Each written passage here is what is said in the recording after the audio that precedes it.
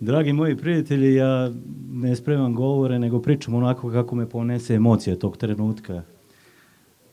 U prethodnom periodu ja sam i najduže bio u izvršnom odboru Narodne stranke, mada oni ljudi koji su bili na glavnom odboru to ne znaju. Ne znam kako ne znaju, ali nisu znali.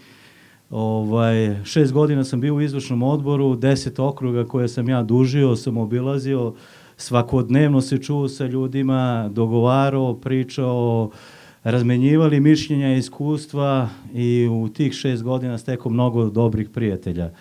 I to je ono što ekipa iz kruga dvojke ne znaju.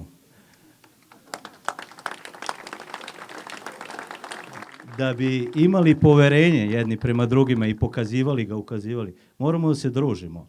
Pa ako taj moj drugar i nije u pravu, ja moram da stanem iza njega. Ali s obzirom da oni nemaju te manire druženja, nego se zatvore u neku kancelariju i kucaju nešto tamo, oni ne poznaju ljude, ali što kaže Peđa, nećemo više o njima, naučit će oni na teži način kako se to radi, a mi idemo dalje. Ja se zahvaljujem svima vama koji ste danas ovde. Naravno, poznajem malo bolje ljude sa moje teritorije, poznajem i sve druge iz Vojvodine, iz zapadne i centralne Srbije. Posebno pozdravljam ljude iz Beograda koji su zadnjih meseci bili na najvećem udaru i podneli najveći teret.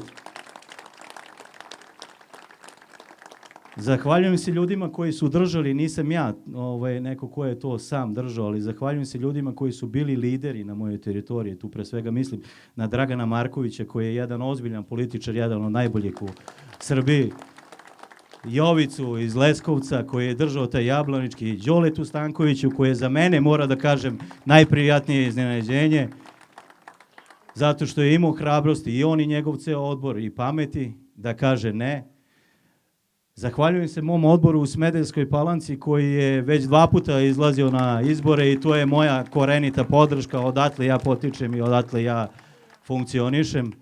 Hvala vam svima i na kraju ću se zahvaliti Miroslavu Aleksiću, budućem predsjedniku Srbije. Miroslave, srećen ti rođendan, ovo je poklon od nas, vodi nas do pobede. Hvala.